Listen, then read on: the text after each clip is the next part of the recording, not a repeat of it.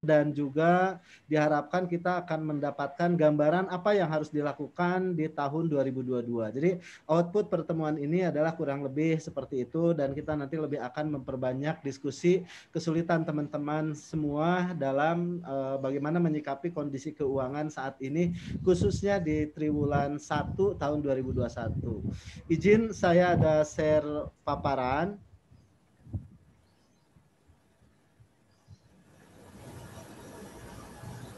Ya, Bapak Ibu, ini slide saya sudah terlihat ya.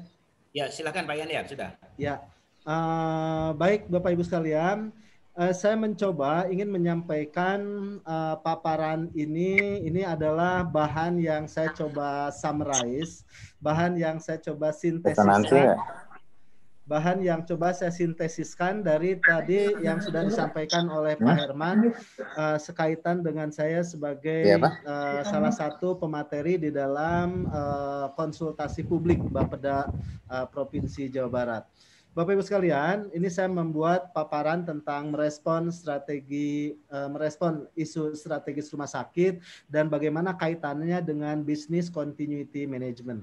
Bapak Ibu sekalian, ini adalah kondisi angka tren COVID harian. Jadi kalau kita melihat bahwa yang terjadi adalah Bapak Ibu, kita masih teringat di fase penanganan COVID di awal. Sekitar bulan Maret sampai kurang lebih bulan Juni-Juli, maka saya masukkan ini kategorinya ada di fase awal. Di fase awal yang terjadi adalah bahwa kita menjadi suatu maladaptif. Bagaimana konflik antara misalnya manajemen dengan dokter spesialis, bagaimana pelayanan, bagaimana ini siapa DPJP, Parukah atau misalnya DPJP-nya penyakit dalam, ini hal-hal yang terjadi pada kondisi yang saya sebut ini adalah maladaptif. Nah berikut bahwa kondisi pada periode Maret sampai bulan Juni di fase awal juga yang terjadi adalah bahwa kita masih mencari bentuk. Kita masih mencari bentuk.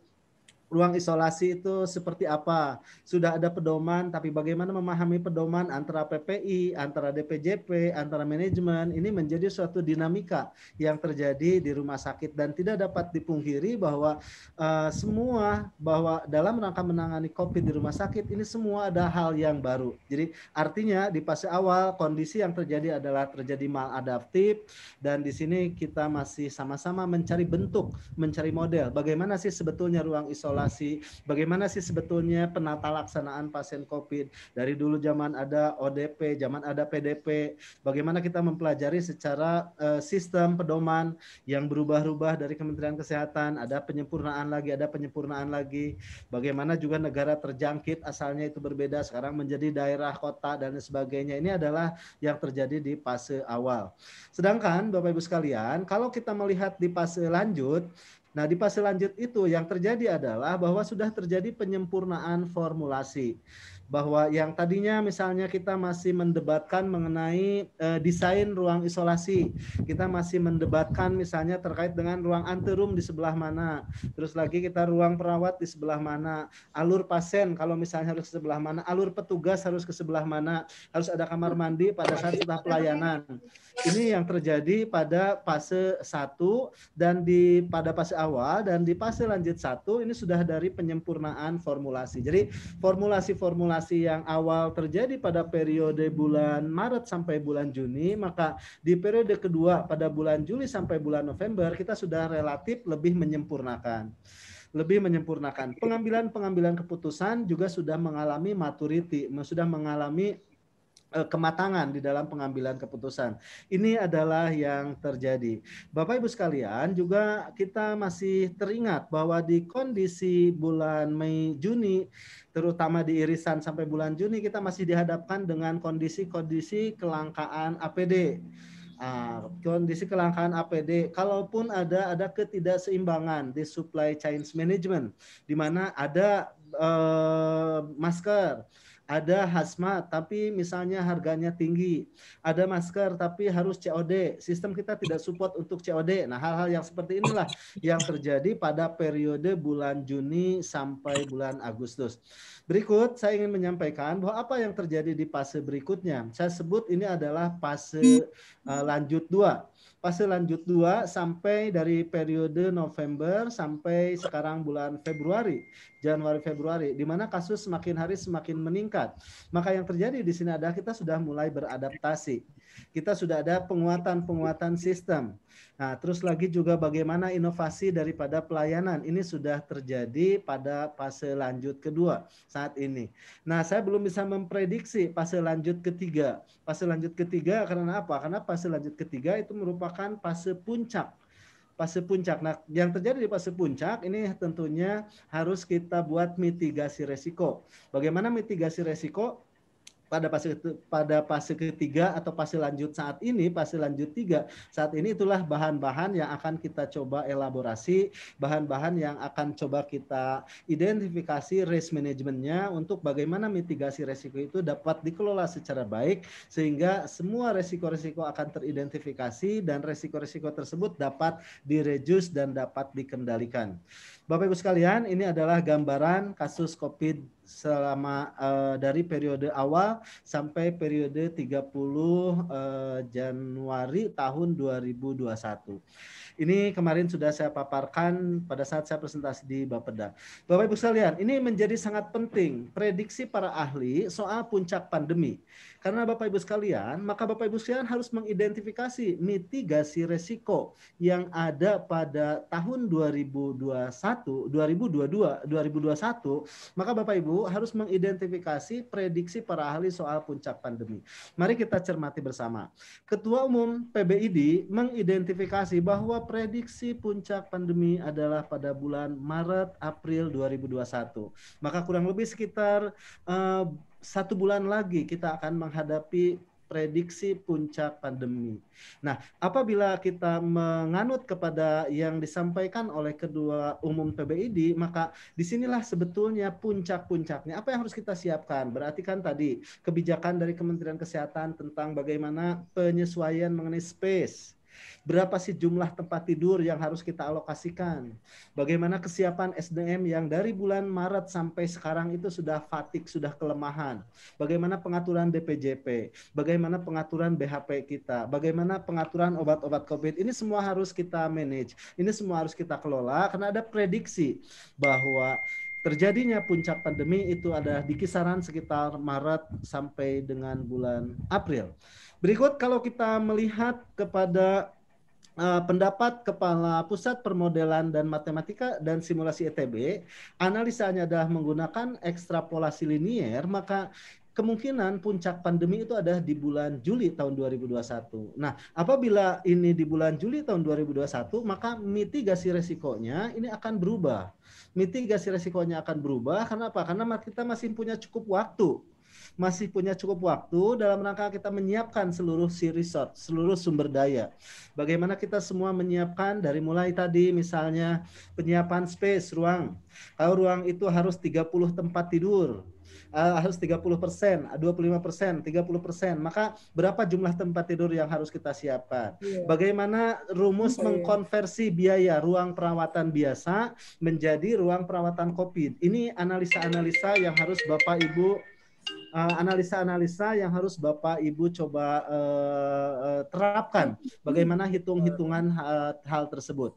Nah, maka masih punya cukup waktu bila yang disampaikan oleh Bu Nuning Nuraini dari ITB dengan tadi ekstrapolasi linier bahwa puncak pandemi itu akan terjadi pada bulan Juli, maka yang harus disiapkan periode dari sekarang misalnya bulan Februari sampai bulan Juli itu seperti apa.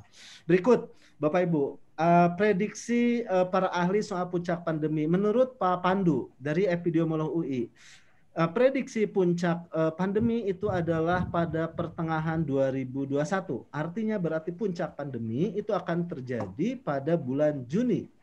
Nah, kalau bulan Juni berarti kan tidak terlalu jauh tadi prediksinya dengan ahli dari permodelan matematika dan simulasi ITB. Maka kita masih cukup punya cukup waktu bagaimana kita mempersiapkan puncak pandemi ini. Menurut Kepala Departemen Epidemiologi FKM UI, Pak Miko, tidak mungkin akan hilang dalam setahun jika memakai vaksinasi saja. Harus dilakukan tes yang banyak, kemudian isolasi dan karantina yang benar. Ini adalah pendapat yang terakhir. Saya menyampaikan Bapak Ibu bahwa prediksi para ahli tentang soal puncak pandemi, maka kita masih harus dihadapkan.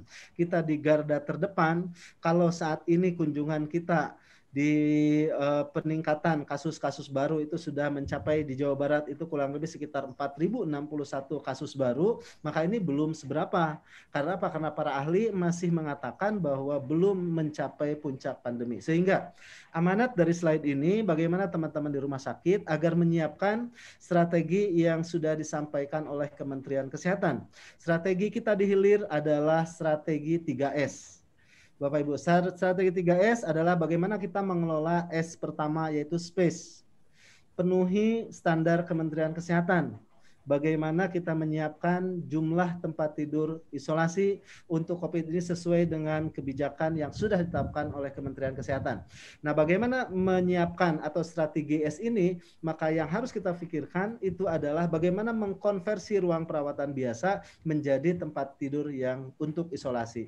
Nah, pertimbangan-pertimbangannya kita masuk ke kajian mikroekonomi bahwa ada hitungan berapa mengkonversi dari tempat tidur biasa ke tempat tidur COVID, dan nanti kita harus hitung opportunity cost, berapa biaya yang akan hilang bila kita mengkonversi dari tempat tidur biasa kepada tempat tidur COVID. Kenapa? Karena ini menjadi sangat penting untuk bagaimana kontinuitas rumah sakit ini tetap dapat dipertahankan. Jadi jangan sampai kita mengkonversi tempat tidur tapi kita kehilangan pendapatan. Nah, ini yang tidak boleh terjadi. Nah, ini strategi yang pertama yaitu space. Strategi yang kedua itu adalah bagaimana tadi setelah space yaitu stok. Nah, stok itu adalah obat. Bagaimana ketersediaan obat, bagaimana ketersediaan masker, bagaimana ketersediaan BHP. Ini adalah dalam rangka S yang kedua, strategi dari hulu ke hilir Kementerian Kesehatan. Nah, pastikan supply chain management. Kita misalnya akan dipastikan mempunyai sistem yang dapat mengidentifikasi buffer stok, kapan masker kita habis, kapan APD kita habis, kapan tadi misalnya hazmat kita habis. Apabila habis misalnya titik buffer stoknya itu berapa. Supply chain management kita hubungi rekanan misalnya yang biasa kita beli dengan harga yang tetap masih kompetitif. Nah, ini hal-hal yang harus kita identifikasi pada strategi yang kedua. Strategi yang ketiga adalah staff. Strategi yang ketiga adalah staff. Staff ini apa? Staff ini bagaimana kita melakukan manajemen pengelolaan metode penugasan. Dokterkah, perawatkah, analisnya, nakes lainnya, security-nya. Bapak Ibu sekalian, juga misalnya ada petugas administrasi yang mereka ini saat ini sudah kelelahan, tapi bagaimana kita melakukan memotivasi, bagaimana kita melakukan rekayasa penugasan untuk bagaimana pelayanan ini tetap bisa berjalan. Jadi saya ingin menyampaikan bahwa prediksi para ahli soal puncak pandemi dikaitkan dengan strategi Kementerian Kesehatan dari hulu ke hilir. Ini adalah hal yang cukup penting untuk kita bisa antisipasi dalam 2, 3, sampai 4 bulan kemudian. Bapak Ibu sekalian, kalau kita melihat bahwa saya mengambil ini dari McKinsey. Nah, Kinsey di sini mengatakan bahwa ini ada kuadran X dan ada kuadran Y, ada sumbu X dan sumbu Y. Bapak Ibu, diagram ini cukup memberikan gambaran yang jelas bagi kita, di mana dari sini adalah bagaimana intervensi epidemiologi. Bagaimana pendekatan epidemiologi yang dibagi menjadi 3 kelompok, yaitu metodologi treatment yang high, yang moderate, dan yang low. Jadi ini adalah metode intervensi epidemiologi, dan pada saat kita tarik garis ke kanan, maka di sini adalah sumbu yang menggambarkan intervensi ekonomi. Maka ketemulah sumbu dari sini apabila tadi dia misalnya pada kelompok intervensinya low secara epidemiologi, tapi secara ekonomi adalah sama, di ekonomi pun ada low, ada moderate, dan ada high jenis implementasinya, maka Kinsey di sini mengeluarkan pendapat bahwa ada 9 skenario. 9 skenario inilah yang menggambarkan bagaimana kekuatan intervensi daripada epidemiologi disandingkan dengan intervensi ekonomi. Maka ketemulah di sini ada B1, Di sini ada juga B2, ada B3, A3, A1. Berikutnya di sini ada A4, A2, dan B5. Ini adalah Bapak Ibu menggambarkan bagaimana hubungan antara intervensi epidemiologi dan juga bagaimana intervensi ekonomi terhadap penanganan pandemi. Nah, Bapak Ibu sekalian, di mana negara kita mengambil peran? Negara kita mengambil peran bahwa intervensi epidemiologi yang dikembangkan itu adalah pada kelompok moderate karena kita tidak melaksanakan lockdown secara menyeluruh, kita tidak melaksanakan intervensi epidemiologi secara adekuat. Nah, karena kita melaksanakan di intervensi epidemiologinya di moderate dan sektor ekonominya pun masuk pada treatment yang moderate. Nah, sehingga Bapak Ibu bisa melihat maka kondisi negara kita ada di kuadran A1. Nah, kalau di kuadran A1, maka artinya Bapak Ibu bahwa seluruh intervensi epidemiologi adalah pada kondisi moderate dan intervensi ekonomi pun pada moderate sehingga ada pada kuadran 1 seperti yang terlihat di sini. Maka Bapak Ibu, saya ingin menyampaikan apabila kondisi yang dipilih itu adalah kuadran A1 seperti yang sudah pemerintah tetapkan, maka yang terjadi adalah seperti ini Bapak Ibu. Jadi Bapak Ibu bisa lihat di sini karena kita ada di kuadran A1, maka A1 ini adalah yang berwarna biru. Kita lihat yang berwarna biru Bapak Ibu, ini adalah yang terjadi dari sektor ekonomi. Kalau kita melihat real GDP. Bapak Ibu bisa lihat bahwa penurunan GDP itu sudah mulai pada Q2 tahun 2020. Q3, Q4 semua sekarang masih di bawah 100. Bapak Ibu bisa lihat, artinya pertumbuhan ekonomi itu adalah minus. Nah, maka kapan akan bangkit? Bapak Ibu sih lihat bahwa ini yang terjadi di Q1, ini kuartal 1 atau triwulan 1 tahun 2021, maka kondisinya masih di sini. Q2 ini triwulan 2 2021 masih di sini. Recovery atau kontraksi ekonomi Bapak Ibu baru akan terjadi bangkit itu adalah pada kuadran 4, pada Q4 atau pada triwulan 4 baru ada bangkitan kontraksi ekonomi dari A1 Bapak Ibu. Nah, sehingga Bapak Ibu, ini sangat penting harus kita pahami untuk apa? Karena supaya kita ada kepastian kapan ekonomi ini akan pulih, maka berdasarkan teori yang dikembangkan oleh McKinsey, Bapak Ibu, bahwa Bapak Ibu bangkitan atau kontraksi ekonomi baru akan terjadi mulai triwulan 4 tahun 2021. Sehingga bagaimana implementasinya atau bagaimana penerapan kuadran ini untuk rumah sakit? Hampir dipastikan Bapak Ibu, selama Q1, Q2, Q3, ini Bapak Ibu jangan terlalu berharap dari pasien-pasien tunai. Bapak Ibu, pasien-pasien yang bayar selisih. Bapak Ibu, dari harga-harga obat, harga-harga APD, itu semua akan cenderung menggambarkan kondisi Q1 itu adalah kondisi yang akan terjadi, akan ada redundansi sampai dengan Q3. Dan baru bangkit itu adalah di Q4. Jadi triwulan 4 tahun 2021 di sini baru ada kontraksi ekonomi. Dan akan mencapai perbaikan GDP itu ada pada kuadran Q3 tahun 2022. Bapak Ibu, ini sangat penting karena ini adalah kondisi Global Economic Tracking Watch yang memang disampaikan oleh McKinsey bagaimana melakukan analisis antara pertimbangan-pertimbangan intervensi epidemiologi dengan bagaimana intervensi ekonomi. Dampaknya bagaimana kepada kita Bapak Ibu?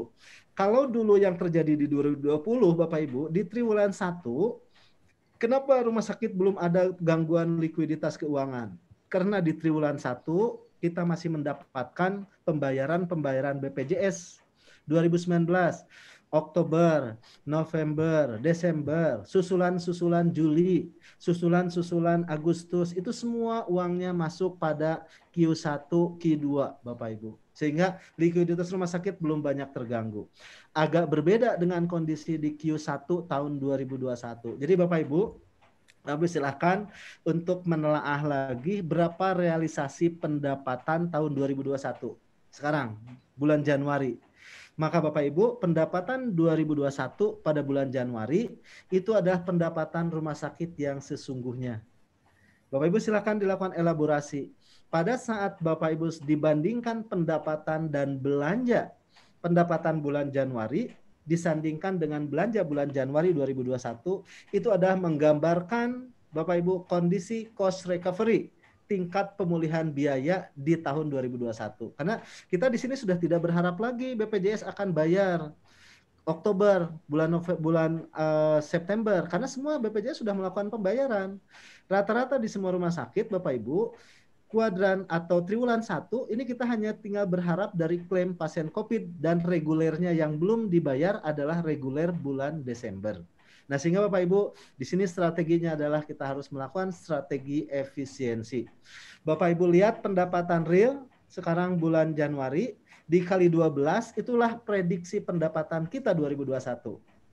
Nah, Bapak Ibu, maka pengendalian belanja itu harus kita lakukan untuk menjaga kas budget kita, untuk mempertahankan cost recovery kita, supaya apa? Supaya kontinuitas pelayanan itu dapat tetap diberikan, dapat tetap dilaksanakan. Ini Bapak Ibu yang ingin saya sampaikan karena ini sangat krusial dan memang cukup penting untuk kita sama-sama pahami bersama bagaimana analisa ini harus kita elaborasi, harus kita bisa mengambil bagaimana strategi manajemen agar tadi kondisi pengelolaan keuangan di rumah sakit khususnya tahun 2021 itu akan tercermin dari pendapatan bulan Januari. Nah, saya sudah ada analisa-analisa untuk hitungan-hitungan tersebut. Nanti di sesi berikutnya kita coba akan elaborasi bagaimana kondisi keuangan 2021 yang tergambar di sini ada di Q1 pada grafik ini. Berikut Bapak Ibu. Nah, kalau kita lihat bahwa ada analisis hasil survei dampak COVID terhadap pelaku usaha. Ini dikeluarkan oleh BPS, Bapak Ibu. Nah, kondisi COVID ini terhadap sektor kesehatan, maka sektor kesehatan ada di mana? Nah, Bapak Ibu sekalian, sektor kesehatan itu bisa kita lihat di sini, jasa kesehatan. Jasa kesehatan itu ada 64,53%. Jadi sektor kesehatan Bapak Ibu hanya terganggu kurang lebih sekitar 35%. Bapak Ibu, sektor-sektor yang lain itu akan cukup terganggu, tapi sektor kesehatan itu hanya terganggu sekitar 35%. Artinya Bapak Ibu, pengelolaan rumah sakit jika benar secara analisa, maka ini akan masih kita bisa bertahan di pengelolaan pendapatan 65% dari yang ditargetkan. Ini adalah hasil daripada analisa yang dilakukan oleh BPS. Ya, oleh BPS di analisa hasil survei dampak COVID terhadap pelaku usaha. Artinya Bapak Ibu bahwa slide ini sektor kesehatan hanya akan terdampak kepada penurunan sekitar 35%. Berarti Bapak Ibu sekarang buat simulasi. Targetnya itu hanya tercapai 65%. Belanjanya harus disesuaikan menjadi 65%. Itu adalah strategi-strategi berdasarkan analisa-analisa para ahli. Bapak Ibu sekalian, ini saya ingin menyampaikan bagaimana isu strategis di kondisi 2021 dan 2022 yang harus sama-sama kita cermati. Bapak Ibu sekalian, kalau kita melihat ini bahwa ini ada isu strategis pengelolaan rumah sakit. Pertama, dari pandemi impact. Pandemi impact, Bapak Ibu sekalian, ini Bapak Ibu switching hospital customer. Bapak Ibu harus sudah mulai mengidentifikasi rumah sakit ini base product berbasis produk. Kalau berbasis produk, maka Bapak Ibu harus bisa mengidentifikasi berapa sesungguhnya kunjungan rawat jalan kita untuk kasus-kasus penyakit kronik. Nah, jangan sampai Bapak Ibu kita concern di penanganan COVID, tapi kasus-kasus penyakit kroniknya tidak kita treatment. Maka kita berpeluang untuk kehilangan pendapatan dari penanganan pasien-pasien penyakit kronik. Nah, ini harus diidentifikasi berapa persen kunjungan rawat jalan kita untuk kontrol DM, untuk kontrol jantung misalnya, untuk kontrol misalnya penyakit-penyakit katastrofik lainnya. Bapak Ibu, ini kita harus mulai identifikasi karena pandemi impact ini mengharuskan kita switching hospital customer. Berikut, ini jelas pasien COVID. Kalau pasien COVID memang saat ini sedang kita tangani, sedang kita optimalkan. Pasien COVID dengan komorbid ataupun juga dengan koinsiden, ini juga harus kita identifikasi. Karena apa? Karena pasien dengan penyakit kronik, pasien dengan COVID dengan komorbid dan dengan koinsiden, ini akan berbeda perlakuannya Bapak Ibu. Bagaimana ini semua nanti harus kita create menjadi revenue di dalam penanganan rumah sakit. Berikutnya Bapak Ibu, kesiapan rumah sakit menghadapi new normal. Bapak Ibu sekalian, kalau kita hanya bermain di switching hospital customer tanpa kita bermain di re-engineering produk, tanpa kita melakukan rekayasa produk, maka boleh jadi Bapak Ibu sekalian, pendapatan di bulan Januari itu tidak akan berbeda Februari, Maret, sampai bulan Desember. Tapi yang harus kita lakukan, bagaimana ini tadi pandemi impact di switching hospital customer, dan juga bagaimana kita kesiapan rumah sakit dalam melakukan rekayasa produk. Apa Bapak Ibu rekayasa produk? Yang pertama ada patient safety. Ini tentunya menjadi concern yang kita lakukan. Yang berikutnya Bapak Ibu yang harus dilakukan adalah cost effective produk. Bapak Ibu sudah harus bisa mengidentifikasi hemodialisa pada saat COVID yang seperti apa. Pasien operasi SC pada saat COVID yang seperti apa. Kajiannya adalah kajian cost effective produk. Bapak Ibu ada product development. Tadi kita tahu bahwa dampak COVID terhadap sektor kesehatan itu adalah 35%. Maka produk baru apa memungkinkan? Masih memungkinkan kita untuk membuat product development. Nah, apa product development? Itu akan sangat tergantung dari identifikasi penyakit-penyakit kronik yang sekarang ini masih ada dan masih kita tangani. Itu adalah namanya product development. Bapak Ibu juga harus membuat repackaging produk, Bapak Ibu. Repackaging produk misalnya kita membuat layanan one day care. One day care kita yang asalnya masuk misalnya pada pagi hari, maka kita switching masuknya pada sore, operasi sore, dan bisa pulang setelah maghrib misalnya. Itu ada proses repackaging produk, sehingga layanan-layanan untuk pasien tadi non-COVID masih tetap bisa kita laksanakan. Ini Bapak Ibu repackaging produk. Pasien ESWL di masa COVID, pasien tadi hemodialisa di masa COVID, pasien cath lab di masa COVID. Ini harus dilakukan repackaging. Harus ada kemasan-kemasan baru Bapak Ibu dalam merespon isu perumah sakitan seperti yang sudah tadi disampaikan. Berikut juga Bapak Ibu, yang tidak kalah penting adalah teleservices. Teleservices itu berbasis e-health. Daftar harus sudah online. Ngambil obat misalnya tidak usah nunggu di instalasi farmasi, tapi nanti cukup dia pulang, nanti akan ada misalnya untuk pemberitahuan kalau obatnya sudah siap. Atau Bapak Ibu sudah mengembangkan misalnya begitu resep sudah ada, silahkan keluarga dan pasien pulang, Bapak Ibu kerjasama dengan Gojek, nanti disampaikanlah obat itu oleh Gosen misalnya. Nah, proses-proses ini yang harus Bapak Ibu pikirkan, dan edukasi mengenai penjelasan farmasi kliniknya itu bisa menggunakan telekonsultasi atau juga bisa menggunakan teleservices. Ini Bapak Ibu ide-ide atau gagasan bagaimana Bapak Ibu melakukan rekayasa-rekayasa produk di saat pandemi. Teleservices Bapak Ibu. Bapak Ibu sudah mengembangkan telekonferensi, telekonsultasi, telemedicine. Ini hal-hal yang memang harus kita coba pikirkan, harus kita coba rancang di dalam masa sekarang. Kalau Bapak Ibu memang ingin rumah sakitnya tetap bisa survive di dalam konsep atau tataran bisnis continuity management di dalam menangani pasien COVID. Berikut Bapak Ibu, low cost high quality product. Bapak Ibu juga harus mengidentifikasi produk-produk di rumah sakit yang biayanya sebetulnya rendah. Biayanya rendah, tapi kita memberikan high quality. Jadi ini produk-produk apa saja? Misalnya contoh Bapak Ibu. Untuk kasus-kasus misalnya HIV. Kasus-kasus HIV ini masih kita berikan pelayanannya, dan bagaimana itu HIV itu kalau secara hitung-hitungan dia cost recovery-nya cukup baik. Cost recovery per kasusnya itu cukup baik. Maka ini harus di-manage. Bapak Ibu harus dikelola secara benar pada masa pandemi. Nah, berikutnya Bapak Ibu, clinical cost leadership. Clinical cost leadership adalah bagaimana disiplin DPJP yang tadinya berbasis penanganan klinik murni, ini berbasis menjadi patient center care yang mempertimbangkan bahwa DPJP ini mempertimbangkan antara kualitas, clinical pathway disertai dengan pembiayaan. Ini Bapak Ibu clinical cost leadership. Kalau kemarin clinical cost leadership masih kita tidak terlalu konsen, tapi saat ini clinical cost leadership merupakan suatu hal yang mutlak Bapak Ibu harus difikirkan, karena kita likuiditas rumah sakit saat ini terjadi permasalahan, terjadi gangguan, maka kalau kita tidak melakukan efisiensi, boleh jadi rumah sakit kita nanti ada analisanya masuk di kriteria Z-score.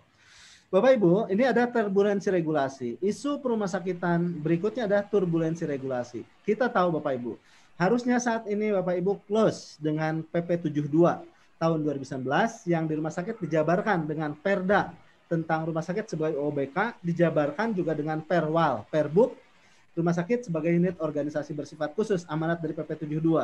Nah, ini harusnya sudah close di triwulan 1 tahun 2021. Sehingga Bapak Ibu menghadapi turbulensi berikutnya adalah bagaimana Bapak Ibu menerapkan konsep single pricing. Single pricing yang dikembangkan berdasarkan regulasi yang nanti akan diuji cobakan bahwa rumah sakit itu akan di guideline oleh BPJS selaku payer sebagai rumah sakit kelas C, Bapak Ibu. Single pricing, basic pricingnya bukan lagi mengambil tarif rumah sakit kelas A, bukan mengambil tarif rumah sakit kelas B, tapi basic pricingnya adalah tarif kelas C. Maka Bapak Ibu, simulasinya adalah jumlah kasus di tarif kelas C itulah sama dengan total revenue kita. Itu Bapak Ibu hasil simulasinya. Dan kalau misalnya rumah sakit nanti menerapkan sistem kelas standar, ini juga yang harus Bapak Ibu kembangkan untuk dielaborasi. Seandainya nanti penerapan kelas standar, rumah sakit hanya ada kelas standar itu jadi kelas standar dan kelas non standar. Kalau kelas standar itu 1, 2, 3 itu bergabung menjadi satu kelas.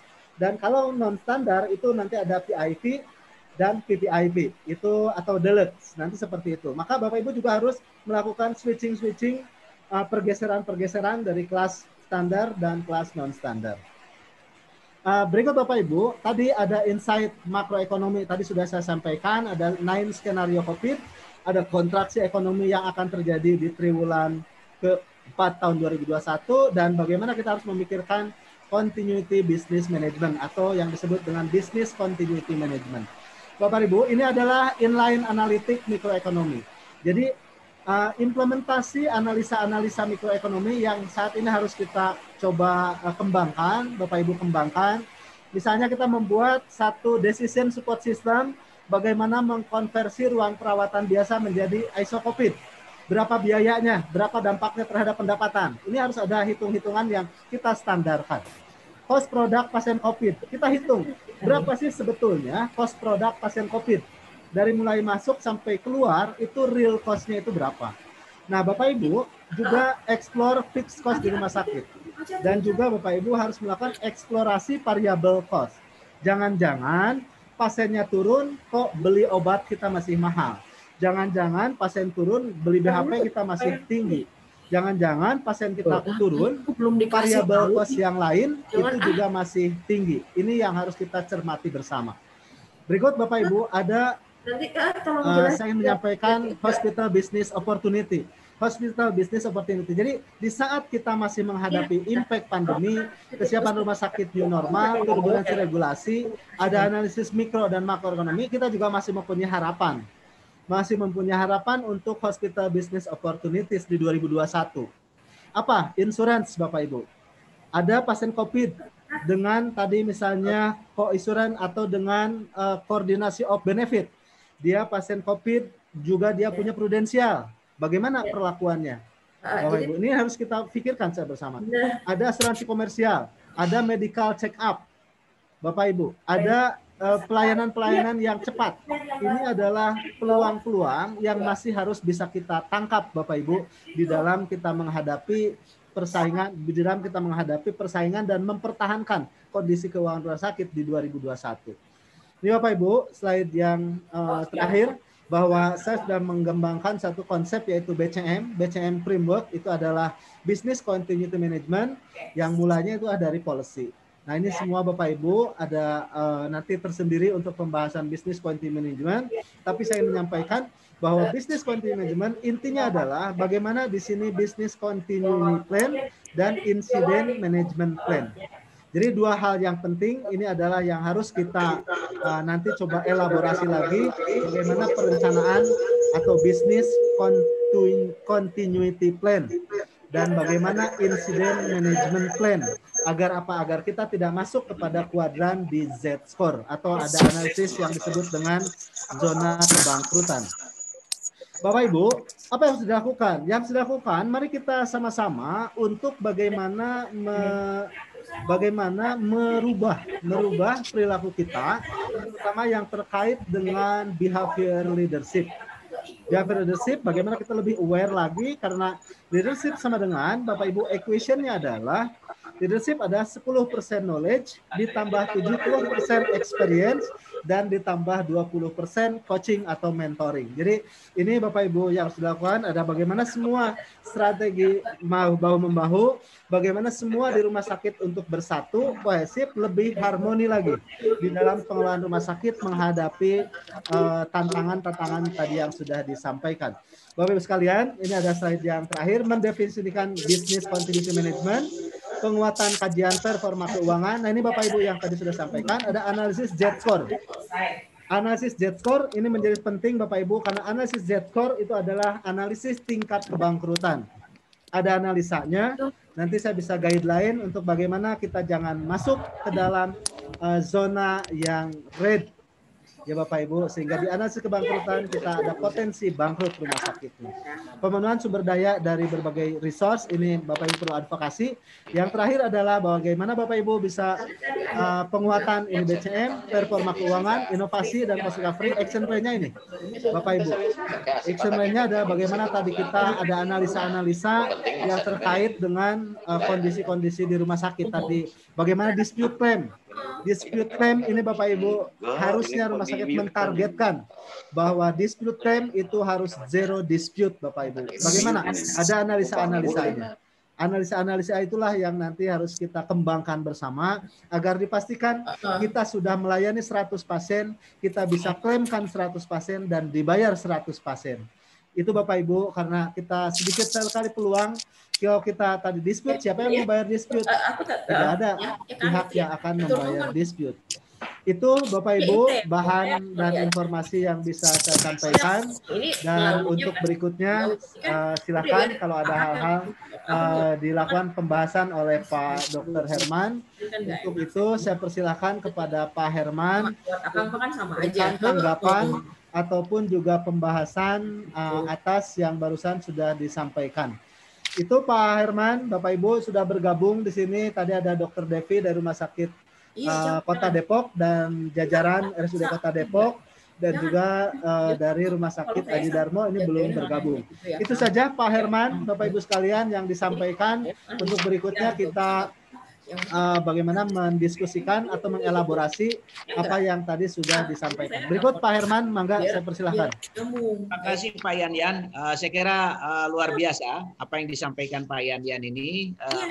Bahan ini kemarin disajikan dalam konsultasi publik rencana pembangunan daerah Jawa Barat untuk tahun 2021-2022. Jadi sampai dulu deh ke sana deh. Kan tadi saya juga ngomong gitu kan. Saya mendorong saja untuk menemukan, karena di Arsada juga susah untuk mencari orang yang sekali berpayandian ini, yang senantiasa seorang perawat yang mau belajar dan terus belajar sampai akhir. Jadi pada waktu saya dulu dengan Pak Yandian itu Pak Yandian masih kepala ruang ICU, tapi sekarang sudah alhamdulillah sudah bisa menjadi kader untuk Jawa Barat untuk masalah manajemen rumah sakit. Silahkan kalau ada pertanyaan dari seluruh stakeholder yang hadir di sini, dari Kota Bandung, dari Cibinong, dari Ciawi, dari Depok, dari Subang, dari mungkin juga dari Aji Darmo sudah gabung. Aji Darmo, alhamdulillah. Aji Darmo sudah gabung, dari Depok juga sudah gabung. Ya, alhamdulillah semuanya sudah hadir. Silahkan kalau ada yang mau bertanya untuk nanti sama-sama sebelum nanti saya mau menyimpulkan di beberapa poin terakhir. Silahkan kalau ada yang mau bertanya, silahkan langsung aja. Pak Dok, saya dari Rumah Sakit Cibinong. Oh iya, Dr. Direktur. Ya. Terima kasih nih dalam sela-sela rapat, menunggu rapat. Alhamdulillah nih Pak Yanyan hebat sekali apa yang dipresentasikan. Jadi memang kita belum berpikir bahwa COVID ini akan berakhir, ya kemungkinan ya sesuai dengan pendapat dari para ahli sekitar bulan 6 ya. Bulan 6 atau paling cepat Maret, tapi saya nggak yakin kalau bulan Maret, kemungkinan bulan 6. Betul. Ya, setelah vaksinasi ini mudah-mudahan sih bulan Juni ini sudah berkurang atau selesai. Kalau di Rumah Sakit Cibinong ruang perawatan untuk COVID sudah 60% Pak, jadi kita sudah 280 bed di Rumah Sakit Cibinong dengan ICU berjumlah sekitar 20. Dan yang jadi masalah kalau untuk ruang perawatan kita masih cukup, cuman ICU yang masih jadi masalah karena ternyata kita punya 20 bed itu masih setiap hari itu di atas 10 yang antri Pak. Jadi angka kematian untuk pasien penderita COVID itu masih cukup tinggi. Dan kita sedang mengajukan ke Pemda untuk mendapatkan penambahan ruangan ICU, menyiapkan untuk ventilatornya, HFNC-nya, dan sebagainya. Dan ini mudah-mudahan bisa menolong seluruh karyawan.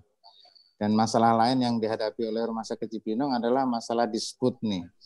Dispute ini cukup besar ya. Kemarin kita mengajukan, cuman di approve sekitar 20% dari yang kita majukan. Dan ini yang jadi masalah buat kita juga karena pendapatan di bulan Januari ini turun drastis, pembayaran BPJS juga kurang ya. Jadi akhirnya kita agak was-was nih. Memang cadangan devisa masih ada untuk bulan ini, tapi kalau sudah lanjut 1-2 bulan lagi mungkin kita sudah mulai kewalahan kalau seandainya pembayaran tidak selesai. Dan untuk ini memang bor kita memang dengan adanya COVID ini naik Pak, jadi sekitar 80%. Jadi kalau dihitung dari segi pendapatan seharusnya kita sudah melampaui target sebenarnya. Nah ini mohon petunjuk dari Pak Yanyan bagaimana menghadapi kondisi BPJS dan Kemenkes yang belum bayar-bayar ini. Terima kasih Pak. Ya, terima kasih Pak Dr. Eko, Pak Direktur. Ini perlu diketahui Pak untuk para direktur yang lain. Dr. Eko ini sebagai seorang ortoped ya sudah concern sekali dengan masalah-masalah manajemen sehingga luar biasa pertumbuhan Cibinong ini. Dalam waktu 1 tahun beliau luar biasa lonjakannya dan kita mendengar luar biasa ya karena Bogor ini termasuk hinterlandnya Jakarta. Jadi ini yang dituntut oleh Gubernur DKI bahwa rumah sakit sudah kolap, tapi rumah sakit Cibinong sudah menambah sampai 200 ya, hampir di atas 60% ya, Dokter Eko ya. Ya, di atas 60. Kita 281. Subhanallah ya, ini luar biasa. Jadi saya kira seluruh kapasitas tempat itu harus bisa dikonversi. Mungkin kita 3 dulu aja Pak Yanen sekali ya. Ya, mangga Pak.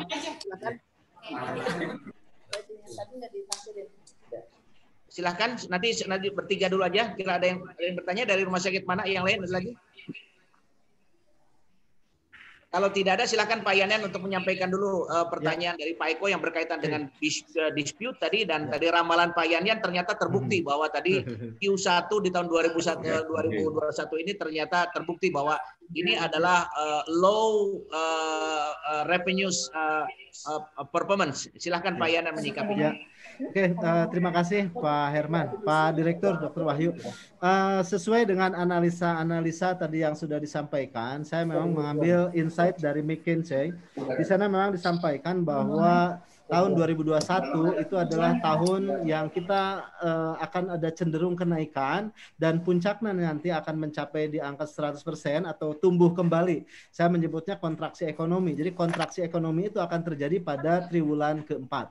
Nah, Bapak Ibu, karena kondisi tadi kontraksi ekonomi terjadi pada triwulan keempat, maka saya ingin memastikan bahwa pendapatan rumah sakit di bulan Januari itu adalah pendapatan yang sesungguhnya dan akan terjadi pendapatan tersebut sampai akhir tahun 2021. Sehingga pendapatan Januari kali 12 itu sama dengan prognosis pendapatan prognosis pendapatan tahun 2021. Kalau kita tidak melakukan treatment, maka boleh jadi Bapak Ibu akan terjadi seperti itu. Maka yang harus direspon adalah tadi yang ada di isu strategis. Jadi isu strategis itulah yang semua nanti kita harus kembangkan bersama agar apa? Agar tadi kondisi-kondisi yang terjadi pada bulan Januari ini semakin hari akan semakin baik. Berikut Bapak Ibu, saya menyampaikan bagaimana kondisi klaim COVID. Kondisi klaim COVID, nah ini tadi, kalau dispute-nya itu 20%, ini sebetulnya sudah cukup bagus, Pak Direktur, karena di beberapa daerah itu dispute itu mencapai 50%. Mencapai 50% sehingga Bapak Ibu, bagaimana strategi untuk ini? Strategi untuk menangani pasien klaim COVID, untuk dispute COVID, maka Bapak Ibu, ini harus dilakukan, itu adalah Bapak Ibu bagaimana melakukan analisa-analisa terhadap feedback daripada klaim COVID tersebut. Saya bisa mengidentifikasi setidak-tidaknya Bapak Ibu, kalau di klaim COVID kita, Bapak Ibu, ada yang masuk kategori C2. C2 itu apa? C2 itu adalah kriteria pasien tidak jelas. Kalau kriteria pasien tidak jelas, maka kita harus mendefinisikan ulang apa definisi probable, apa definisi suspek, apa definisi misalnya confirm plus coincident, apa definisi misalnya dia confirm dengan tadi misalnya adalah comorbid. Itu semua harus didefinisikan. Itu adalah kategori C2. Proses screening, maka itu adalah masuk kategori C2. Ada yang masuk kategori C6. Ke C6 itu adalah masalah identitas. Tadi misalnya ada pasien orang asing, WNA, tidak ada KTP, tidak ada paspor misalnya, tidak ada kitas misalnya, maka itu semua yang harus di-create oleh manajemen. Ada orang terlantar, itu masalah identitas. Orang terlantar maka dia harus terdefinisikan. Dia harus ada surat keterangan dari dinas sosial. Siapa yang mengkoordinasikan? Nah, maka itulah ada tugas-tugas manajemen yang harus mengkoordinasikan.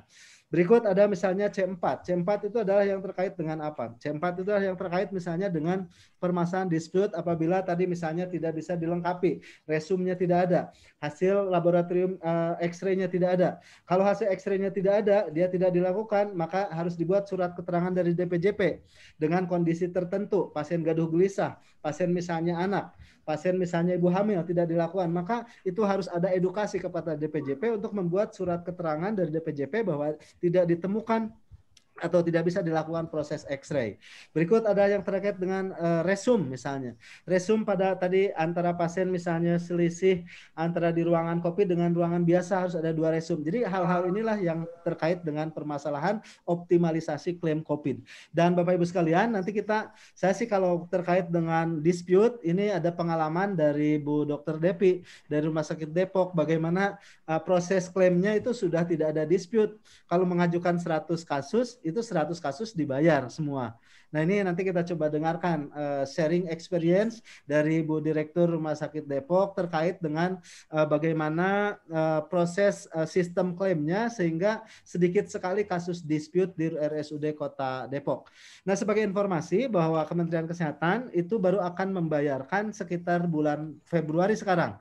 Januari kemarin tidak ada pembayaran klaim COVID. Nah, mulai sekarang Februari, Maret, dan selanjutnya baru mereka proses penganggarannya selesai dan akan kemungkinan bisa diterima pendapatan dari pasien COVID. Seperti itu Pak Herman yang bisa disampaikan. Ya, terima kasih Pak Yanyan. Jadi mungkin kesimpulannya bahwa sebetulnya ini berlaku umum, bukan hanya pasien yang BPJS. Jadi kalau kita simpulkan dalam bad debt, ya jadi piutang tidak tertagih itu ada 3 komponen. Yang pertama itu adalah yang bersifat kontraktual seperti ini berkaitan dengan BPJS dan segala macam. Dan itu tadi kesimpulannya tidak boleh ada dispute. Jadi contractual allowance itu harusnya 0%. Jadi artinya tidak boleh ada toleransi untuk terjadi dispute dengan analisanya seperti tadi. Jadi ini adalah mungkin tim case make ya, atau tapi mungkin tim case make-nya di rumah sakit atau mungkin tim BPJS-nya ya untuk bisa menangani masalah ini sampai Pak Yanyan.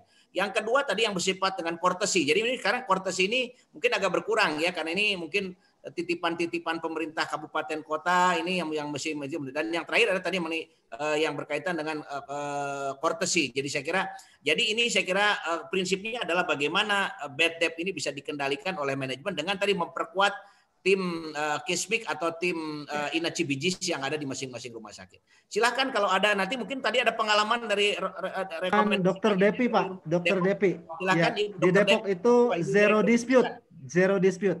Maka Bu Direktur. Mungkin bisa sharing karena ini mungkin isu besar. Sudah hadir mungkin dari Depok, silahkan. Sudah Pak, ada Bu Direktur. Mangga Dr. Devi. Ya, mangga silahkan. Mungkin menceritakan dulu kondisi di RSUD Kota Depok ya Pak ya. Ya. Suaranya Pak Yanyan mungkin bisa dibantu. Mohon izin Pak.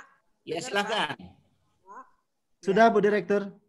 Menyampaikan bahwa di RSUD Kota Depok kami menyediakan tempat tidur untuk COVID kurang lebih 70% Pak dari tempat tidur yang ada.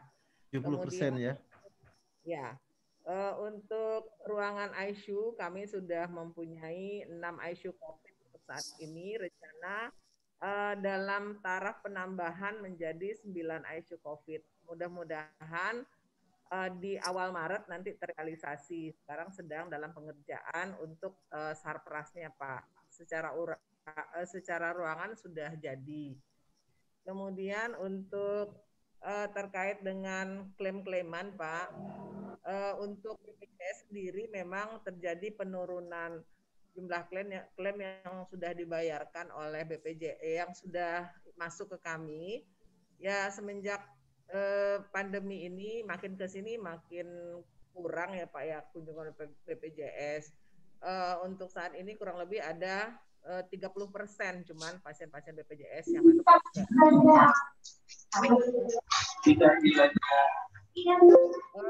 tahun 2020 memang kami sudah pernah beberapa bulan mencapai zero dispute, 2 bulan kalau nggak salah ya Pak ya. Nah itu tapi di akhir tahun, di awal tahun ini memang ada dispute juga Pak. Di Desember ada dispute kurang lebih 15% dan di Januari ini 20%-an Pak. Oh, naik lagi ya dispute-nya ya. Ya, betul. Waktu itu Oktober 100% tidak diterima semua gitu. Nah, ketika awal-awal memang banyak yang dispute, kemudian kami lakukan koordinasi dengan BPJS karena para dokter DPJP kami komplain ya Pak ya. Kemudian kami koordinasikan dan komunikasikan kira-kira dispute-nya kenapa. Kemudian kami adakan pertemuan Zoom meeting dengan BPJS dengan menyamakan persepsi terhadap klaim-klaim yang didispute tersebut. Sehingga terjadilah kesepakatan sehingga satu persepsi gitu. Nah, selanjutnya bulan selanjutnya terjadi pengurangan dari persentase dispute itu sehingga pernah tidak ada dispute gitu. Jadi komunikasi dua arah barangkali yang sering kami fasilitasi dari kesalahan-kesalahan yang ada itu kami komunikasikan dan kami secara manajemen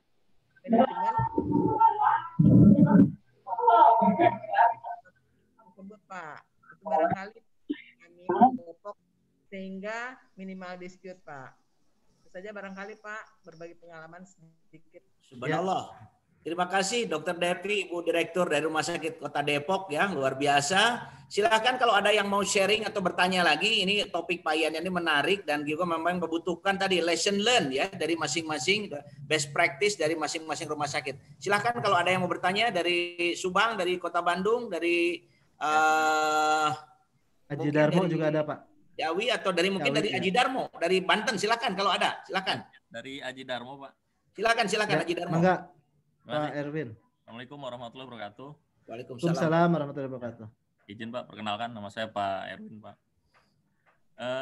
Menarik sekali yang disampaikan Pak Yan. Kebetulan kami baru bergabung ini, baru join dengan Zoom ini. Gini Pak Yan mengenai tadi yang disampaikan Pak Yan sepintas menyimak, kemudian yang disampaikan beberapa pengalaman dari Ibu Bapak yang tadi dipaparkan terkait dengan prediksi Pak Yanan tentang kontraksi ekonomi di triwulan 4 Pak Yanan ya.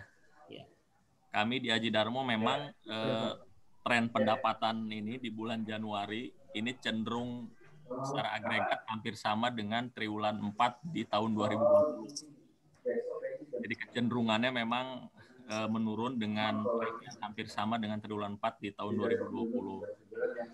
Kemudian tadi yang disampaikan dari RSUD Cibinong dengan bor non-COVID naik dan bor COVID juga naik. Kami di sini kondisinya untuk bor non-COVID cenderung turun. Sedangkan untuk bor yang COVID cenderung naik dan memang angka terkonfirmasi di Lebak ini hampir naik tajam di bulan Januari ini. Makanya bor kami yang untuk COVID naik.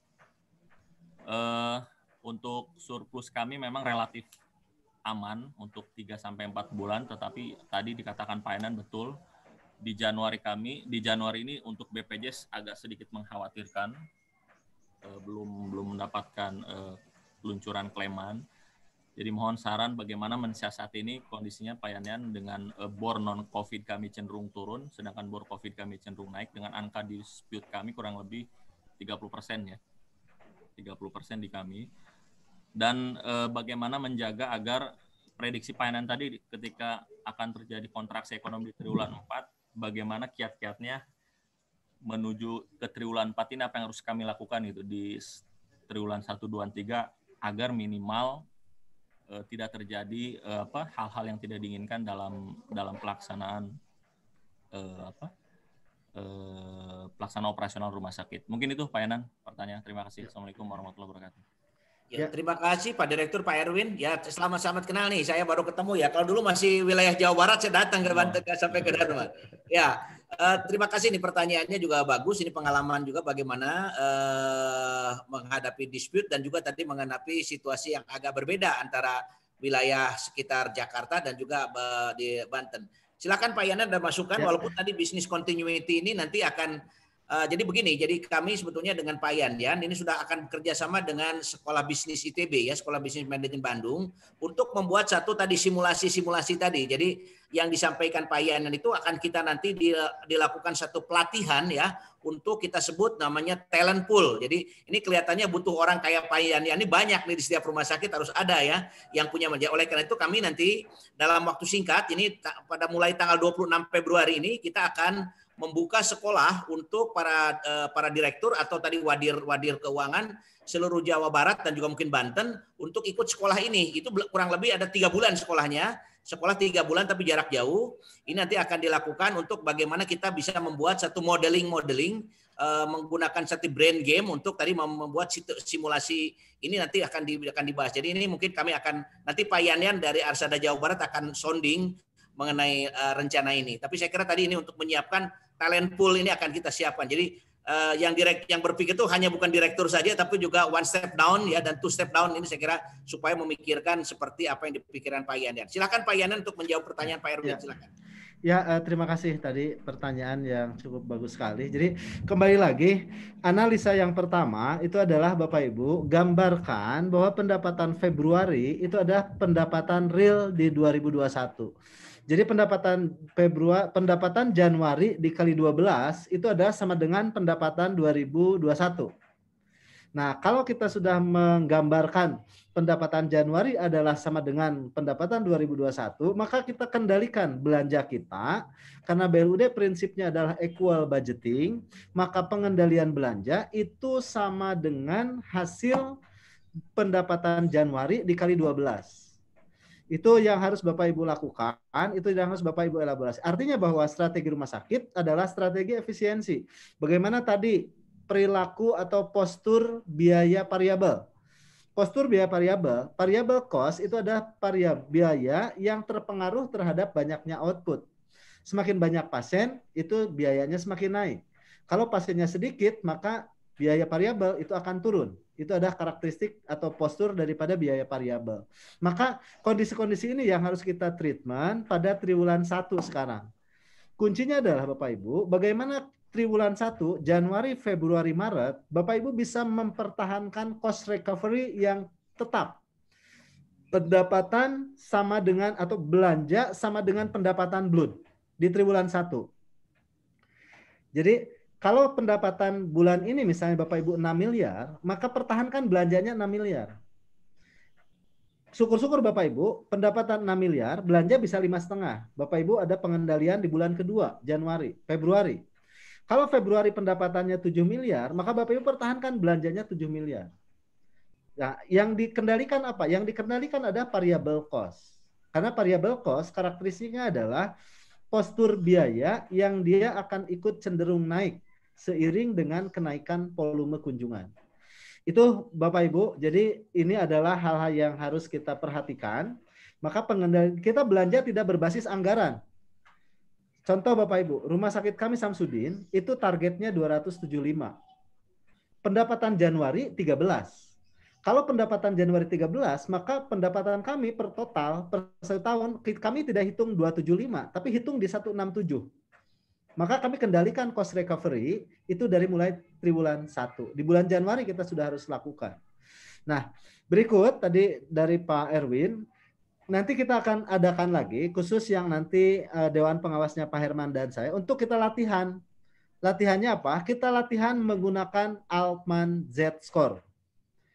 Nanti Bapak Ibu, laporan keuangan 2020, nanti saya akan coba lakukan simulasi latihan untuk menghitung analisis kebangkrutan. Analisis kebangkrutan atau yang disebut dengan Altman Z-score. Nanti kita input misalnya berapa aset Bapak Ibu di laporan keuangan, berapa tadi total revenue, berapa belanja, nanti total biaya. Nanti ada rumusnya, ada simulasinya. Nanti kita akan masuk ke suatu kuadran. Kita ada di kuadran mana? Kalau kita ada di kuadran gray, abu-abu, maka treatmentnya apa? Nah ini nanti ada di Altman Z-score. Jadi nanti mungkin setelah pertemuan ini saya akan men-summarize untuk Bapak Ibu selesaikan dulu laporan keuangannya. Nanti kita akan masuk ke hitungan lebih teknis lagi dalam tadi meningkatkan knowledge yang 10% untuk simulasi melakukan hitungan Altman Z-score atau analisis kebangkrutan. Bapak Ibu bisa search di internet Z-score, itu banyak sekali untuk perusahaan manufaktur, tapi untuk rumah sakit nanti ada spesifik tersendiri. Nah, seperti itu sehingga kita memang tidak masuk ke red zone. Saya kemarin di Bapak menyampaikan jangan sampai ada hipotesis baru. Terdapat hubungan yang sangat erat antara red zone-nya rumah sakit dengan red zone-nya Z-score gitu. Jadi rumah sakit sudah menangani COVID menjadi red zone, berhubungan erat sekali dengan V-value 0,05 kurang gitu kan, berhubungan sekali dengan Z-score-nya, red zone-nya Z-score. Jadi ini tidak kita harapkan dan ini yang harus kita treatment bersama dan mitigasi resiko ini yang harus sama-sama kita kerjakan agar kita menghadapi masa-masa krisis di 2021 kita bisa smooth karena kontraksi ekonomi baru akan terjadi di 2022. Seperti itu Pak Herman, Pak Erwin yang disampaikan. Ya, terima kasih Pak Yan. Jadi kesimpulannya tadi kita akan mencoba menerapkan tadi teori pendekatan rumus leadership tadi. Leadership itu ada 10% knowledge, kemudian 20% experience, dan 20% coaching. Jadi saya kira mungkin ini akan menjadi platform saya dengan Pak Yan tadi untuk bagaimana meng-guide rumah sakit yang menjadi tanggung jawab dewasnya untuk bagaimana menyiapkan resources untuk bisa menerapkan konsep ini. Saya kira mungkin itu. Jadi insya Allah akan ditindaklanjuti apakah melalui Zoom atau lain-lain. Jadi tadi leadership adalah 10% mengenai knowledge, kemudian 80% experience, dan 20% coaching. Jadi kami akan bermain di coaching dan 70% adalah tadi bagaimana rumah sakit menyiapkan talent pool untuk bisa melakukan ini. Saya kira mungkin itu. Silakan kalau ada yang mau bertanya lagi dari mana? Dari Subang atau dari Bandung atau dari Ciawi, dari Depok. Silakan.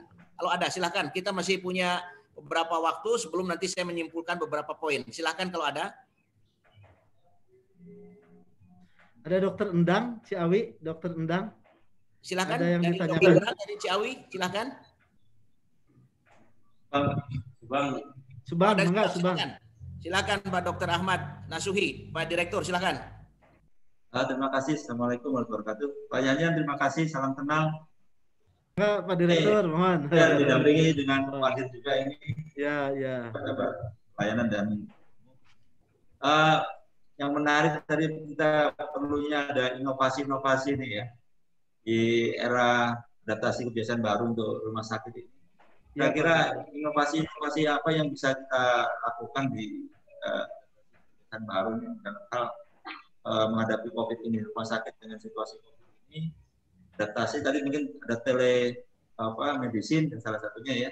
Apakah ada gambaran hal tersebut bisa menghasilkan masukan yang baik buat kita, mungkin juga nanti inovasi yang lainnya apa saja. Mungkin sudah ada dari rumah sakit yang lain punya gambaran, punya contoh, barangkali bisa kita adaptasikan ke kami. Terima kasih. Assalamualaikum warahmatullahi wabarakatuh. Ya, terima kasih Pak Direktur dari Subang, dan saya sampaikan mungkin sedikit memang apa yang dialami oleh Pak Direktur di Subang ini luar biasa ya, karena sudah berkali-kali nih jatuh bangun, harus menutup rawat jalan, menutup UGD begitu kan.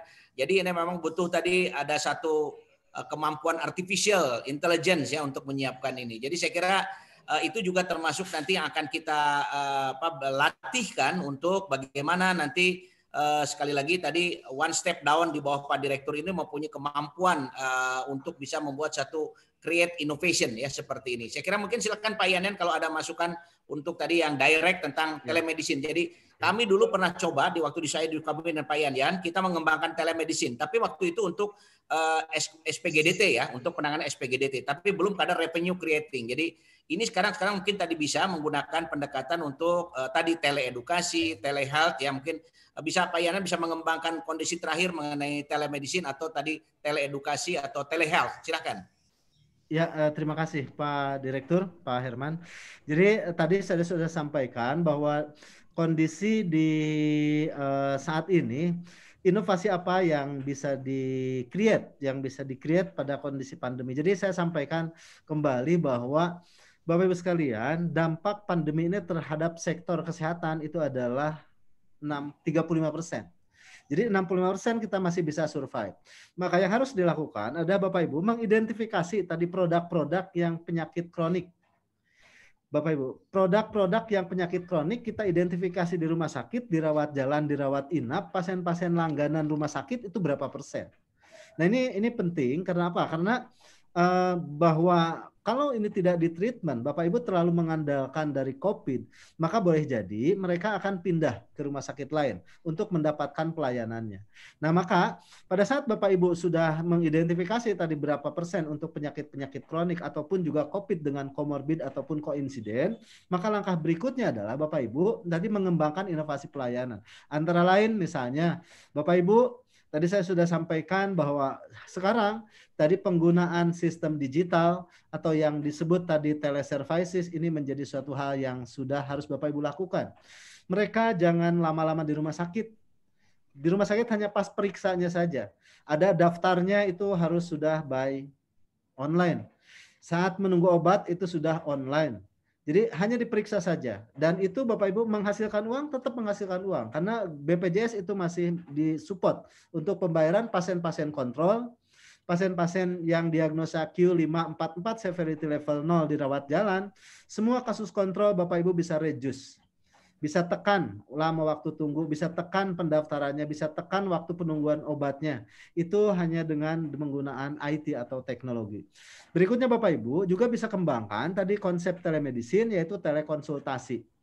Bapak Ibu, di Kementerian Kesehatan, telemedicine ini sekarang sudah dikembangkan bahwa sudah diperbolehkan secara clinical privilege, secara kode etik. Hanya diperbolehkan pada saat dia kontrol. Pemeriksaan pertama itu tetap harus dilakukan pemeriksaan ketemu fisik, kontak fisik, tapi untuk pemeriksaan berikutnya maka itu sudah bisa menggunakan telemedicine. Jadi telemedicine Bapak Ibu hasil laboratorium misalnya, terus lagi juga hasil X-ray itu semua bisa sudah berbasis telemedicine dan itu disupport oleh kebijakan. Nah, untuk pembahasan telemedicine lebih lanjut kalau misalnya diperlukan untuk elaborasi nanti kita adakan sesi berikutnya diskusi kita tentang khusus telemedicine dan apa yang sudah dikembangkan. Secara prinsip Bapak Ibu, kita tidak mau pasiennya banyak, uangnya sedikit. Yang kita mau adalah pasiennya sedikit tapi uangnya banyak. Nah, bagaimana pasiennya sedikit tapi uangnya banyak? Itu seperti apa? Itu tadi Bapak Ibu, ruang tunggu kita tidak ramai, air kita tidak cepat habis, poliklinik kita tidak kumuh karena mereka datang hanya pas jam diperiksa saja. Uangnya kita banyak tapi pasiennya sedikit. Daripada pasiennya banyak kita uangnya sedikit. Ini mungkin gambaran Pak Herman nilai-nilai yang memang harus sudah kita ada lakukan pergeseran-pergeseran. Itu Pak Herman. Terima kasih Pak Yan. Ada lagi yang mau nyampaikan yang belum ada kontribusi atau ada menyampaikan dari Kota Bandung? Silahkan kalau ada. Silakan, silakan mungkin Dr. Rina ya dari SPI-nya. Silakan dari SPI Kota Bandung. Terima kasih Dok. Ini mungkin masalah teknis ya. Kebetulan tadi di morning report itu disampaikan kasus Sito SC. Jadi masalahnya hubungannya dengan efisiensi dan ekonomis. Jadi dari POGI itu masih menggunakan aturan rapid antibody. Padahal mungkin sekarang udah nggak dipakai lagi. Tapi dokter Objina itu menetapkan harus gitu. Jadi terus udah itu dirapid lagi antigen atau PCR. Jadi apakah memang dari POGI-nya mengharuskan masih harus pakai rapid antibody gitu? Karena hubungannya pasiennya udah di SC, udah di seksio, terus ternyata periksa rapid antigennya reaktif dan ya hubungannya dengan paparan-paparannya gitu dan efektivitas biayanya juga gitu. Mohon penjelasannya harusnya gimana gitu, Dok?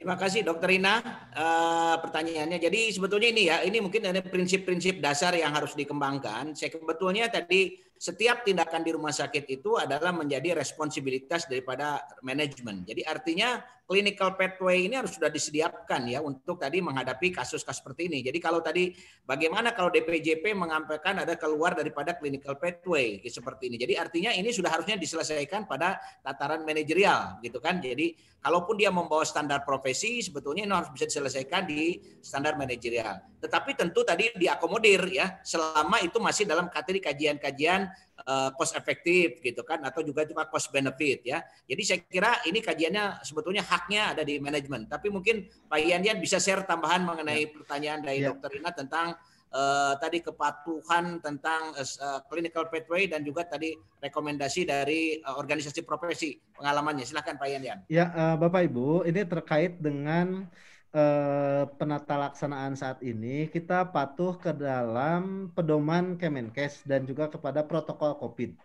Itu saja. Jadi saya menyarankan bahwa semua kita patuh kepada protokol COVID. Jadi artinya kalau tadi saat ini rapid antibody sudah tidak direkomendasikan. Yang direkomendasikan adalah rapid antigen sama swab.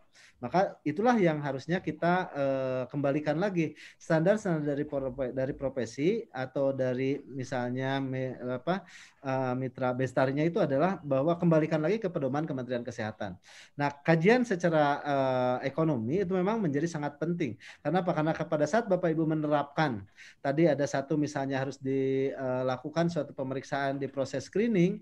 Nah, maka proses screening itulah yang itu menjadi bagian daripada cost, bagian daripada perlindungan pegawai kita dalam rangka patient safety. Jadi saya setuju kalau itu tetap diterapkan untuk proses screening dan itu tidak dibebankan kepada pasien, tapi itu adalah menjadi kewajiban rumah sakit dalam rangka tadi patient safety kepada para pegawainya, kepada dokternya, kepada perawatnya, bidannya yang akan melakukan penata laksanaan.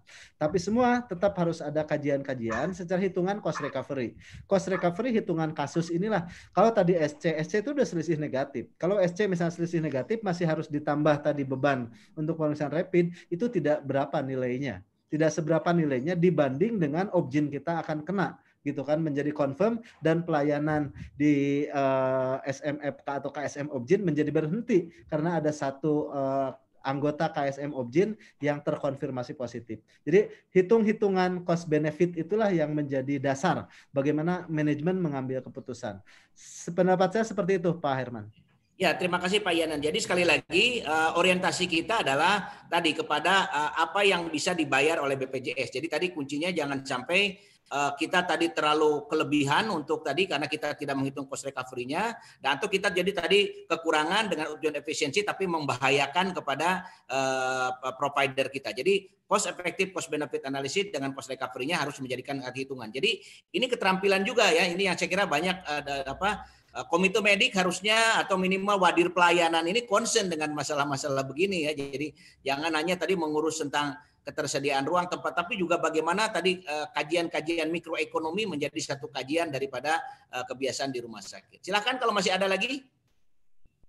Sebelum nanti saya Ciawi, ada Ciawi. Oh, ada Ciawi. Masih. Oh, masih. Silakan. Tambahannya. Kalau ini Dok mau tanya juga seberapa banyak persentasenya kapan kita boleh melockdown salah satu instalasi, misalnya di Perina itu karyawannya yang terpapar hampir 50% confirm. Apakah harus sudah waktunya lockdown yang berhubungan dengan peri seperti SC dan anestesinya gitu harus di lockdown juga? Itu kapan dinyatakan lockdown gitu? Makasih Dok. Ya, terima kasih Dr. Rina. Jadi kami dari tim revitalisasi Jawa Barat pernah datang ke Rumah Sakit Samsudin pada waktu Rumah Sakit Samsudin melockdown beberapa poliklinik, dan ternyata setelah dilakukan kajian di sana bersama-sama, sebetulnya tadi urgensi untuk lockdown itu belum ada gitu kan, karena jadi itulah yang disebutkan tadi pada fase awal. Tapi saya kira berikutnya kita harus rasional ya. Nah, sebelum kita berbicara lockdown seperti ini, kita punya sebetulnya tadi standar keselamatan di rumah sakit ini harus jadi menjadi kajian akreditasi PMKP ya dan RCA-nya. Jadi sebetulnya ini harus menjadi kajian tim PPI dari akreditasi PMKP dan RCA-nya seperti apa untuk bisa mengkaji ini. Jadi keputusan lockdown atau tidak itu atau tadi menutup itu adalah harus berdasarkan kajian PMKP dan juga RCA. Itu saya kira prinsip secara umumnya. Pak Yanian punya pengalaman atau dari rumah sakit lain punya pengalaman, silahkan. Ya cukup saya kira Pak, memang kajiannya ada seperti itu yang sudah barusan disampaikan. Ya, terima kasih. Masih ada lagi, silahkan. Tidak ada lagi? Cukup mungkin Pak. Ya. Cukup ya? Cukup Dok, makasih. Ya. Saya kira kalau tidak ada lagi, saya akan coba simpulkan Pak Yanian ya. Ya Pak, silakan Pak. Ya. Mohon maaf, saya mau pakai ini, pakai apa? Share. Ya. Ya nanti Bapak saya jadikan co-host ya Pak. Ya. Jadi pertama saya kira saya akan menyelesaikan. Pertama bahwa kemarin di Jawa Barat sudah dilakukan asumsi umum digunakan dalam rangka perencanaan pembangunan tahun 2022. Yang pertama adalah kebijakannya adalah asumsinya masyarakat sudah hidup berdampingan dengan COVID-19 ya dengan adanya vaksin ini. Jadi diharapkan seperti itu. Walaupun sebetulnya tadi teori mengenai kapan berakhirnya apakah herd immunity akan dicapai pada saat penyuntikan 1-2 ini belum tentu ya. Kemudian yang kedua adalah dalam rangka optimalisasi penanganan COVID, maka setiap kabupaten kota harus melakukan reformasi pelayanan kesehatan daerah. Jadi saya kira ini yang sudah kita salah satu diawalkan bagaimana mereformasi sistem kesehatan daerah, kemudian dari perlindungan sosial dan juga persiapan untuk penanganan bencana. Jadi ini ada lagi tambahan karena sekira kemarin kasus di Sumedang, kemudian kasus di Majumoju, jadi penanganan bencana bersama-sama. Ini sudah menjadi kesepakatan Jawa Barat. Yang berikutnya adalah ada bagaimana sinkronisasi tadi pemulihan ekonomi ya, jadi disampaikan. Jadi walaupun tadi Pak Yanian mengatakan sektor kesehatan itu terpengaruh hanya 34%, tapi ada sektor-sektor pertanian, peternakan itu ternyata tidak mengalami konstruksi ekonomi dibandingkan dengan hotel dan lain sebagainya. Jadi sudah ada mode seperti itu. Dan yang terakhir adalah tadi bagaimana penguatan ketahanan pangan. Jadi saya kira ini menjadi concern pembangunan perencanaan tahun 2022 di Jawa Barat ya bisa dilakukan. Kemudian saya kira yang menjadi berikutnya adalah bagaimana tadi betul sebetulnya pandemic resistant ini. Jadi saya kira WHO mengatakan bahwa herd immunity itu sebetulnya masih debatable sehingga pandemic resistensi ini masih akan tidak tahu tadi ya. Kalau Pak Yan mengatakan tadi adalah pada pertengahan tahun 2021 itu adalah puncak pertama di Indonesia ya, bukan puncak kedua. Kalau Jepang sama Korea sudah puncak kedua, jadi Indonesia baru puncak pertama. Saya kira tadi pandemic resistant menjadi satu persoalan. Jadi kemudian tadi yang berikutnya adalah bagaimana kita merevitalisasi RSUD ya. Jadi pertama tadi modalnya UOBK. Jadi tadi unit organisasi bersifat khusus ini harus sudah keniscayaan untuk segera dilaksanakan ya. Subang sudah, organisasinya sudah, direkturnya sudah, struktural. Kemudian tadi isu-isu yang berkaitan yang lebih masif ya, single policy, standar ruangan, dispute claim, kemudian shortage SDM ya karena tadi banyak yang terkena. Kemudian kepercayaan dan yang berikutnya adalah kita masih akan menunggu namanya kalau tadi disampaikan Pak Yanian adalah isu tentang istilahnya itu adalah outbreak kedua yaitu tentang isu tentang lingkungan ya. Ini kita bayangkan. Yang berikutnya adalah tadi kita membuat going concern. Jadi rumah sakit ini sekarang bagaimana berjaga supaya going concern. Jadi artinya bisa doing in business tapi tidak collapse. Ini saya kira menjadi concern kuat bagi kita. Oleh karena itu cadangan devisa yang dimiliki oleh rumah sakit itu sudah terkuras habis ya. Bagaimana kita bisa mempertahankan cadangan likuiditas ini bisa untuk penerimaan BLUD dengan memaksimalkan tadi mengendalikan tentang dispute untuk menjaga supaya rumah sakit ini bisa berjalan dengan baik. Kenapa? Jujur saja Pemda tidak semuanya kaya ya, tidak ada juga yang tidak mampu sehingga tadi rumah sakit harus mengembangkan bagaimana business continuity management dengan tadi siapa yang mereimbus kalau tadi ada dispute ini siapa yang mereimbus ya atas dispute. Ini saya kira yang berikutnya.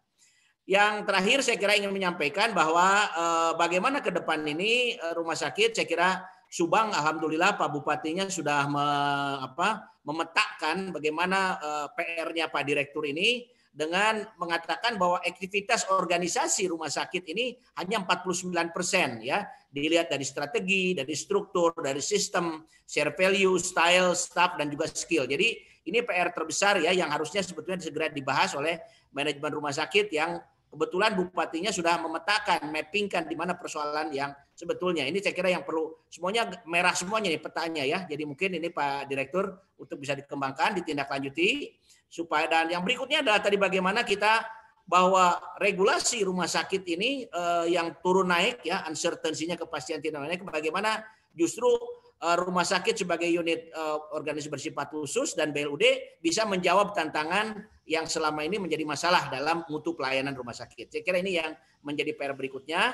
Dan yang terakhir saya kira yang perlu dikembangkan tadi, bagaimana kita rumah sakit mempunyai landasan dan yang kuat untuk bisa memberikan solusi atas segala masalah dengan menggunakan pendekatan pengetahuan. Jadi tadi berbasis pengetahuan. Jadi talent pool leadership ini harus dikembangkan. Oleh karena itu kami mungkin dari Dewan Pengawas akan mendorong nanti untuk rumah sakit mengalokasikan sejumlah dana untuk menyiapkan one step down di bawah Pak Direktur ini memiliki kemampuan cara pandang seperti yang dimiliki Pak Yan. Nah ini saya kira ini karena ini akan memudahkan tugas Pak Direktur ya ke depannya.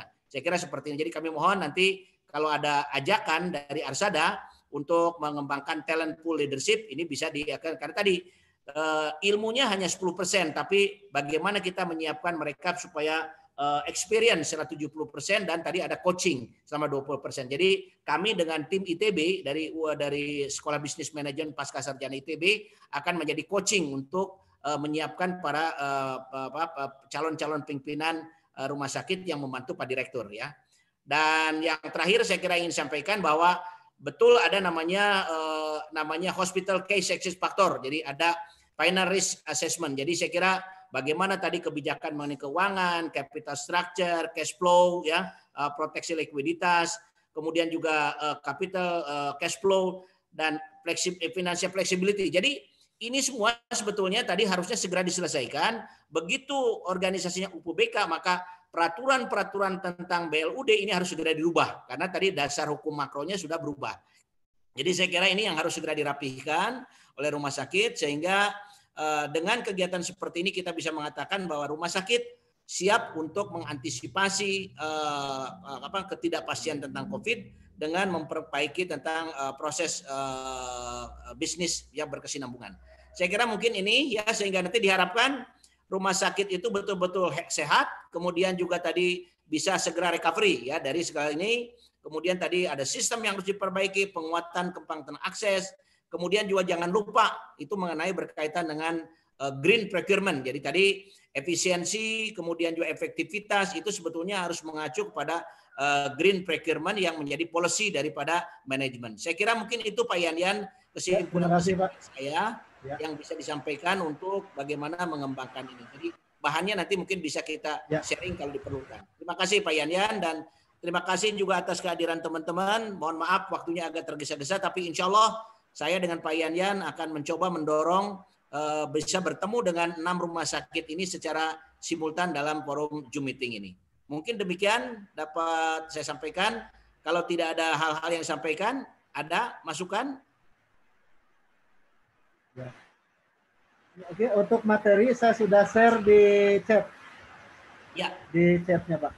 Ya, silakan. Terima kasih Pak Yan. Ya. Jadi sekali lagi kalau tidak ada masukan, kami ucapkan jazakallahu khairan atas kehatiannya dan mudah-mudahan waktu yang singkat ini kita bisa belajar banyak karena bukan hanya dari narasumber tapi juga ada lesson learn dari rumah sakit yang sudah one step ahead dibandingkan dengan rumah sakit yang ada di kita.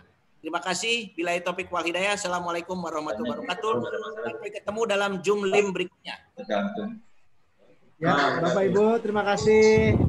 Ya, sukses untuk Rumah Sakit Subang, Rumah Sakit Depok, Rumah Sakit Ciawi, Rumah Sakit Haji Darmo, dan juga Rumah Sakit Kota Bandung.